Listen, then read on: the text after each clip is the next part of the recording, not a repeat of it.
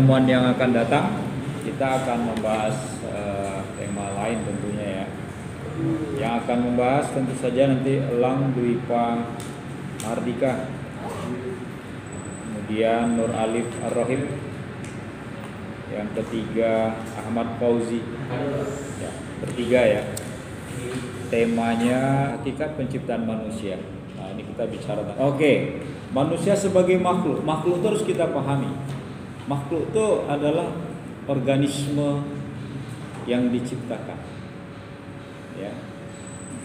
Kalau dia organisme, organ, ya, yang diciptakan, dan dalam pengertian ini adalah dia makhluk hidup. Karena kalau kita menyebut makhluk kalau sudah mati, biasanya kita tidak biasa menyebut makhluk mati. Kita menyebutnya dengan makhluk hidup. Manusia saja kalau dia sudah mati kan sudah beda kan, namanya apa namanya? Jasad, ada jenazah, ada mayat, sudah beda. Karena makhluk itu ciptaan dan dia organisme hidup, maka substansi dari makhluk itu adalah gerak sebenarnya. Jadi kalau makhluk itu dia tidak menggerakkan tubuhnya, dia itu tidak disebut makhluk. Walaupun ada makhluk itu kalau sudah mati ya, kalau dia, atau kita menyebut benda mati, karena sifat makhluk itu dia bergerak dinamis. Tapi kalau kita membicarakan terkait dengan makhluk ini, maka akan terlihat ya. Tadi saya kira betul ya pendapat kalian tadi. Gimana kok sisi positif makhluk aja yang diceritakan, oh sisi lainnya kita nggak punya? Dia punya lah. Ya. Tapi ketika kita bicara tentang kita kan biasanya kita membicarakan tentang yang ideal tentang kita. Di pandai berbicara, ya kan, makhluk itu. Berkumpul, bisa berpikir, semuanya keren semua. Tapi nanti kita lihat, belum saya menjelaskan itu, makhluk itu sebenarnya apa sih ya, gitu kan. Kuliah kita hari ini itu wajar kalau ada pertanyaan-pertanyaan. Saya udah selesai lah untuk pengertian ini. Kalau bahasa teologis ya kita akan menjawab makhluk itu adalah ciptaan dari Tuhan. Ya, karena memang serapan bahasa Arab kan makhluk itu kan diciptakan. Lawan katanya itu khalik, ya, sang pencipta. Ada pencipta, ada yang diciptakan. Tapi makhluk manusia itu adalah makhluk individu yang unik, ya, yang berbeda dengan makhluk-makhluk yang lain. Uniqueness-nya manusia, ini sidik jari kita ini, itu tidak ada yang sama. Bermiliar-miliar jumlah umat manusia, tidak ada yang sama ya. Luar biasa ya. Jadi kita bisa polisi menangkap kita itu kalau melakukan kriminal itu dari sidik jari kita ini. Tidak sama ya. Walaupun mungkin bentuknya sama gitu ya. Tapi ternyata ketika kita fingerprint gitu, itu tidak bisa gitu. Saya hadir di kampus lalu saya fingerprint punya orang itu tidak bisa. Yang keluar tetap fingerprint saya. Coba kita lihat muka kita juga. Walaupun kita memiliki kemiripan dan kesamaan, tapi tetap saja beda. Walaupun konon katanya manusia itu memiliki kembaran berapa? 7 gitu kan. Kalian udah nemukan belum kembaran kalian gitu. Saya belum gitu ya. Yang mirip dengan kita. Biasanya orang yang menilai, ya, itu unik itu. Coba kalian jejerkan anak monyet gitu ya, anak monyet semua gitu ya. Nah itu lihat semua itu kita nggak bisa bedakan mana monyet A, mana monyet B, mana monyet C gitu. Karena mukanya semuanya sama. Harimau juga gitu, macan gitu. Paling kita cuma bisa bedakan dari bentuk tubuhnya, ya. Tapi manusia dijejer ini semua satu kelas ini semuanya beda ya. Padahal monyet itu induknya satu tuh. Tapi anaknya sama semua ya. Hampir semuanya sama, identik. Manusia tidak. Ya. Sebagai makhluk itu. Makanya kalau dia disebut sebagai kita ini disebut makhluk yang unik ya. Karena kita berbeda antara satu dan termasuk juga perilaku kita. Kembar saja itu tidak sama loh. Serupa sih, tapi tidak sama. Kembar. Yang kita sering menyebut dengan kembar identik. Identik, susah bedakannya. Tapi orang tuanya ternyata tetap aja bisa membedakan. Dan masing-masing orang itu tetap tidak sama, walaupun sama-sama kembar. Nah, secara individu manusia ingin memenuhi kebutuhannya masing-masing, ingin merealisasikan. Jadi manusia itu secara individu itu adalah makhluk yang bisa merealisasikan dirinya dalam bentuk nyata gitu, menyatakan dirinya sebagai manusia. Nah, kalau kita merealisasikan diri kita kan karena kita sebagai human being. Kalau Aristo menyebut dengan istilah bahasa Inggris, ya walaupun dia tidak berbahasa Inggris, animal rational, makhluk yang rasional. Ya. Kenapa begitu? Ya faktanya begitu. Faktanya manusia itu adalah makhluk yang rasional. Kalau kita berarti tidak menggunakan rasio kita, berarti kita tidak memfungsikan diri kita sebagai makhluk yang memiliki nalar atau reason atau rasio. Nah, sekarang coba kita lihat sifatnya manusia ini. Ya, sifat manusia itu kalau kita lihat paling tidak ada 4 ini ya. Paling tidak loh ya, masih ada yang makhluk Tuhan itu ada 4 ini. Jadi alam sama dengan kita memiliki wujud. Tentu saja alam dalam pengertian luas loh ya. Alam fisik dan alam gaib. Kita yang tidak bisa melihat alam gaib, tapi alam gaib itu ada. Buktinya makhluk gaib aja ada kok. Karena mata kita nggak sanggup, panca indera kita nggak tahu merasa, meraba, melihat, mendengar. Maka dalam konsep Islam kita hanya bisa mengimani Tuhan wujud, tapi berkembang lagi dia menjadi hidup. Tumbuhan itu dia juga tumbuh. Namanya juga tumbuhan ya. Dia tumbuh dan berkembang. Kalau alam tadi dia kayak batu, ya, bebatuan yang ada itu di sekitar kita ini tanah, gitu kan. Dan bagian dari alam ini dia bersifat maujud atau ada. Tapi kalau ketika ke tumbuhan, nah dia hidup, ya, dan dia ada. Terus berkembang ke hewan, dia wujud, dia hidup, punya satu lagi dia kelebihannya, nafsu. Nafsu ini juga termasuk di dalamnya naluri ya. Jadi kalau macan itu dia menyerang ya, itu memang naluri dia sebagai makhluk liar, hewan liar. Makanya kan sering kan orang-orang yang memelihara hewan-hewan liar tuh diserang oleh peliharaannya sendiri kan. Karena memang nalurinya begitu. Anda memelihara kucing, jarang kita dengar tuh orang diserang kucingnya itu. Kalau kucing garong saya nggak tahu ya. Ini kucing peliharaan ini. Ya. Ayam jarang kita dengar karena dia bukan hewan liar. Lalu yang berikutnya manusia punya 3 hal itu. Wujud, ya, tumbuh, ya, dan punya nafsu. Lalu yang keempat kita punya nalar. Ini yang nggak dimiliki oleh makhluk yang disebutkan ini. Teorinya Aristoteles melihat manusia dalam sifat makhluk ciptaan Tuhan ini. Nah, membedakan kita itu ya dari situnya.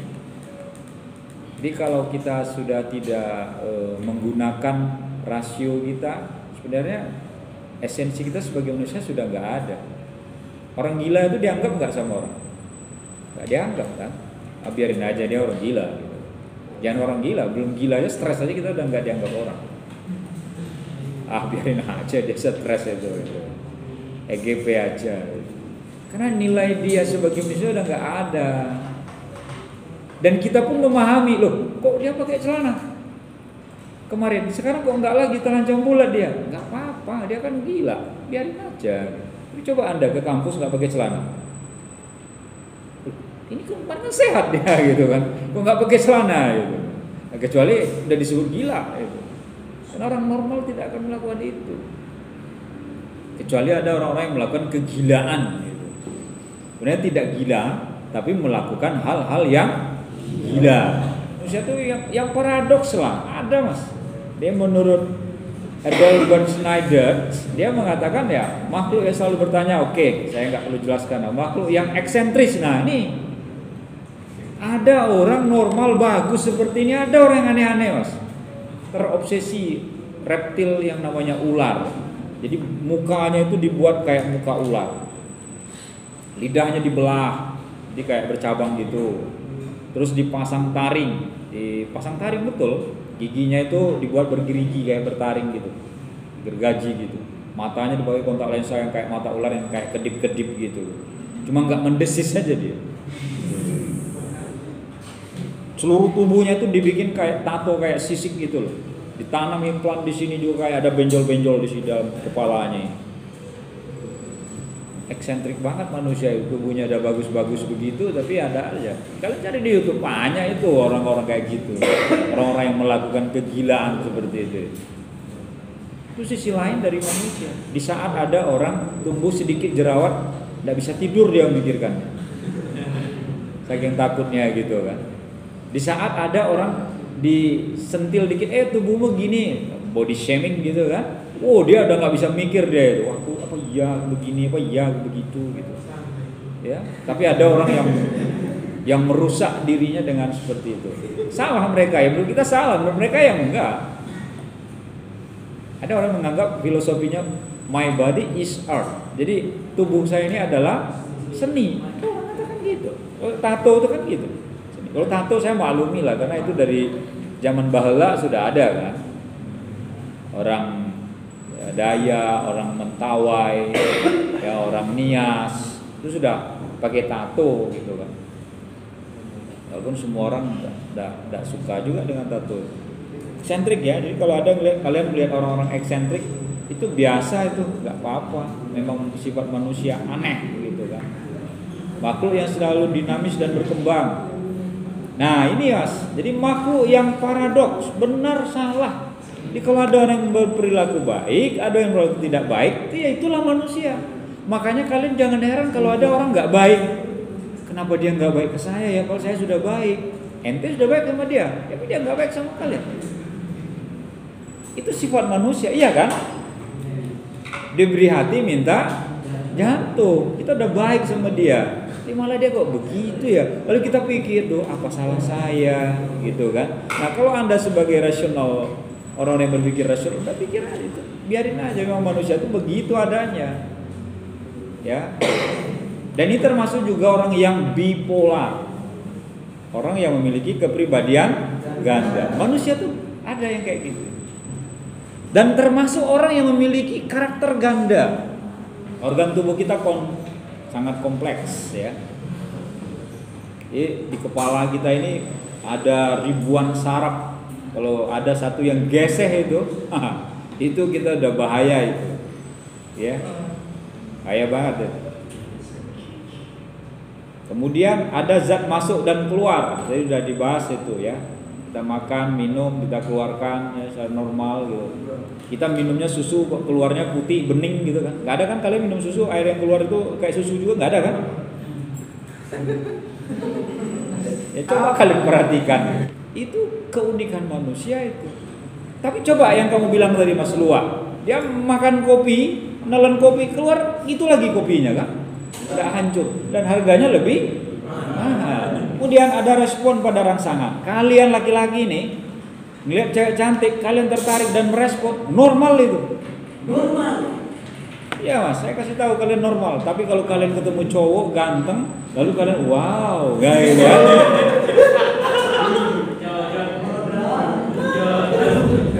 Ada yang tidak beres dengan kalian kalau ada kayak gitu.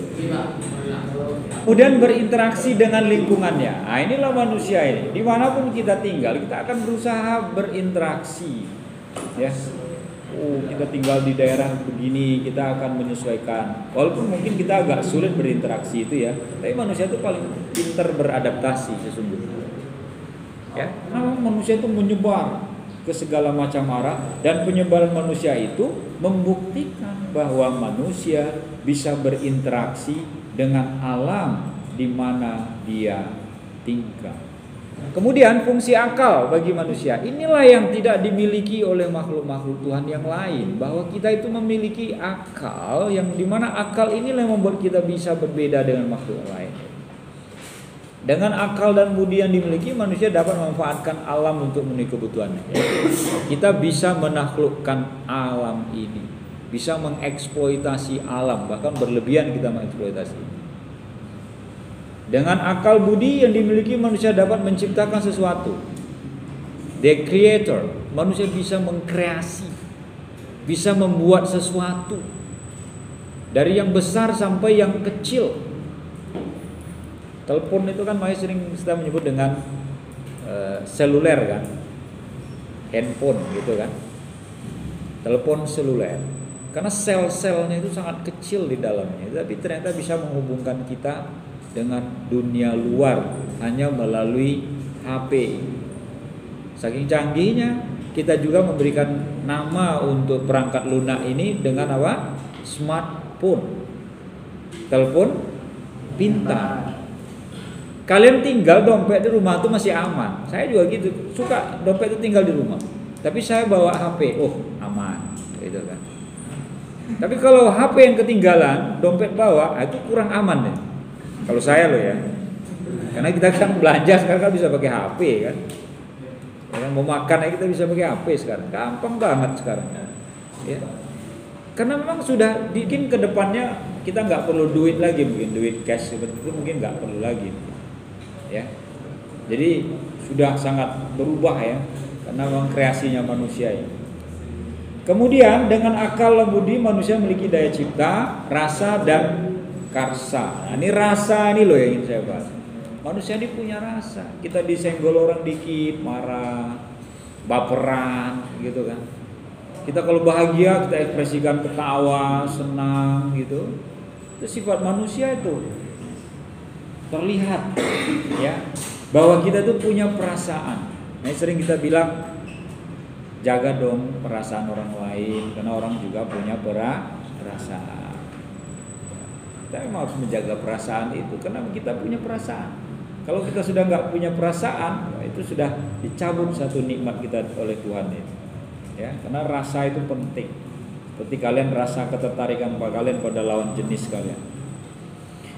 Yang terakhir, dengan adanya akal dan budi menjadikan manusia memiliki tuntutan hidup yang lebih baik. Ya kan? Ini dengan adanya akal kita ingin besok kecepatan pesawat harus kecepatan ini gitu, kecepatan cahaya. Itu sekarang sedang dibikin begitu kan. Kedepannya kita nanti pakai kendaraan itu ya, kayak di Indonesia kan kereta peluru belum ada ya, walaupun kadang-kadang mau dibikin dari Jakarta di Bandung gitu.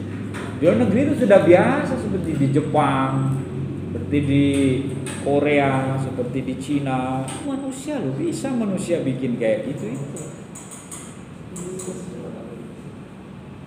Kita hanya melihat orang bisa terbang. Inilah manusia sebagai makhluk yang unik tadi itu. Saking uniknya manusia itu bisa membuat peradaban yang sangat hebat.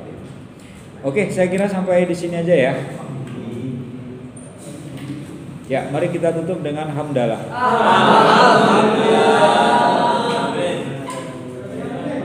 Assalamualaikum warahmatullahi wabarakatuh.